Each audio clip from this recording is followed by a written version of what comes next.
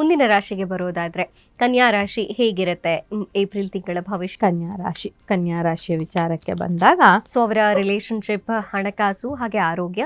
ಮೊದಲನೇದಾಗಿ ಆರೋಗ್ಯವನ್ನು ನೋಡೋದಾದ್ರೆ ಹೇಗಿರುತ್ತೆ? ಆರೋಗ್ಯ, ಅವರ ರಿಲೇಶನ್ಶಿಪ್ ಹಾಗೆ ಹಣಕಾಸು. ಸೊ ಇಲ್ಲಿ ನಮ್ಮ ಆರೋಗ್ಯದ ವಿಚಾರಕ್ಕೆ ಅಂತ ಬಂದಾಗ ಇದು ಪಾಸಿಟಿವ್ ಆದಂಥ ಟೈಮು. ನೀವು ಸ್ವಲ್ಪ ರೆಸ್ಟ್ ಮೂಡಲ್ಲಿದ್ದೀರಾ.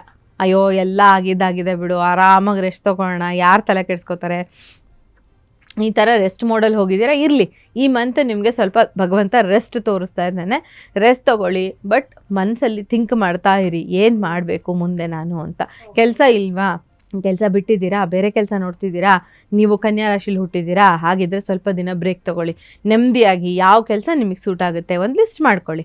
ಲಿಸ್ಟ್ ಮಾಡಿಕೊಂಡು ನಿಮ್ಗೆ ಯಾವ್ದು ಬೇಕೋ ಅದನ್ನು ಮುಂದೆ ಹೊಡ್ಸ್ಕೊಂಡು ಹೋಗೋದ್ರಿಂದ ನಿಮ್ಮ ಆರೋಗ್ಯ ಈ ಸಮಯದಲ್ಲಿ ನೀವು ಮಾಡುವಂಥ ಕೆಲಸಕ್ಕೆ ಹೊಸದೇನಾದರೂ ಕಲಿಬೇಕು ಅಂತಿದ್ರೆ ಕೂಡ ಕಲಿಯೋದಕ್ಕೆ ಸಪೋರ್ಟ್ ಮಾಡುತ್ತೆ ಅಂತ ಹೇಳ್ಬೋದು. ಓಕೆ, ಸೂಪರ್ ಆಗಿದೆ ಹಾಗಾದರೆ ಆರೋಗ್ಯದ ವಿಚಾರವಾಗಿ.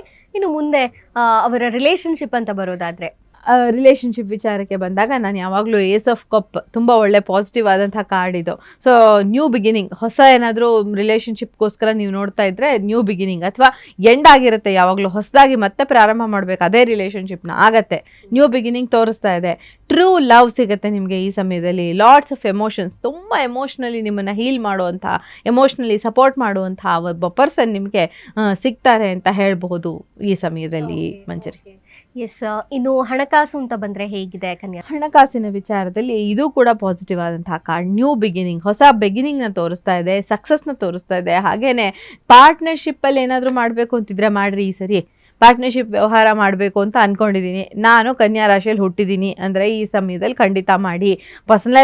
ಪರ್ಸನಲೈಸ್ಡ್ ರೀಡಿಂಗ್ಸ್ಗೆ ನೀವು ಬರಬೇಕಾಗತ್ತೆ, ಅದು ಬೇರೆ ವಿಚಾರ. ಆದರೆ ಜನರಲ್ ಆಗಿ ನಾನು ನೋಡಬೇಕು ಅಂತ ಹೇಳಿದ್ರೆ ಕನ್ಯಾ ರಾಶಿಯವರಿಗೆ ಇದು ಪಾಸಿಟಿವ್ ಆದಂತಹ ಟೈಮು. ನಿಮಗೆ ಆಪರ್ಚುನಿಟಿಗಳು ಬರ್ತವೆ, ಪಾರ್ಟ್ನರ್ಶಿಪ್ ವ್ಯವಹಾರ ಕೂಡ ಫಲಿಸೋದಕ್ಕೆ ಅವಕಾಶ ಇರುತ್ತೆ. ಪರ್ಸನಲೈಸ್ ರೀಡಿಂಗ್ ಬೇಕು ಅಂತಂದರೆ ನೀವು ದಿವ್ಯಾ ಸುಬ್ರಹ್ಮಣ್ಯ ಅವ್ರನ್ನ ಕಾಂಟ್ಯಾಕ್ಟ್ ಮಾಡಿ.